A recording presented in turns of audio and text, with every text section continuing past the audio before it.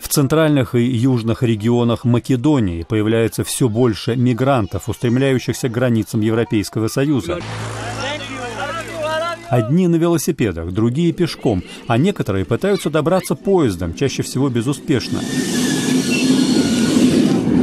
На кадрах, снятых 16 июня, большинство таких мигрантов из Сирии, но кроме них из Афганистана, Йемена и Западной Африки.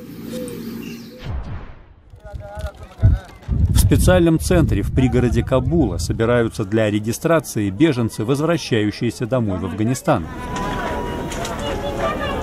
Их посетил министр по делам беженцев и репатриантов в тот же день, когда были обнародованы официальные данные о значительном увеличении количества таких людей.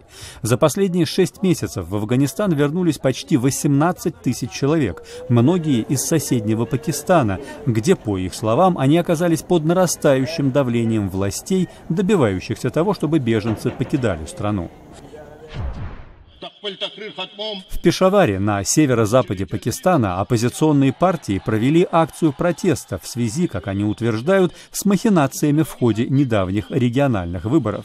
Акция 16 июня стала крупнейшей из подобных за последние несколько лет в Пешаваре, где постоянные опасения терактов заставляют жителей воздерживаться от массовых мероприятий. Протестующие потребовали отставки правительства провинции Хайбер-Пахтунхва, центром которой является Пешавар, а также проведение новых выборов в региональный парламент.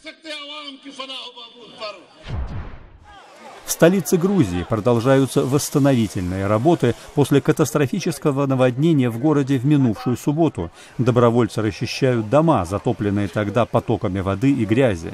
В среду полиция ликвидировала тигра, убившего человека на складе ткацкой фабрики, что по соседству с городским зоопарком, особенно сильно пострадавшим от наводнения.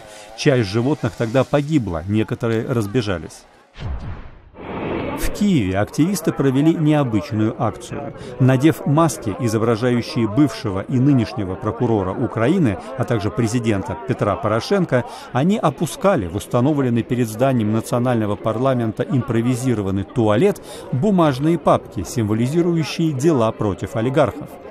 Активисты заявили, что обсуждаемый в парламенте законопроект предусматривает подотчетность прокурора по антикоррупционным делам президенту страны, тогда как справедливое правосудие, по их словам, сможет вершить лишь независимый чиновник.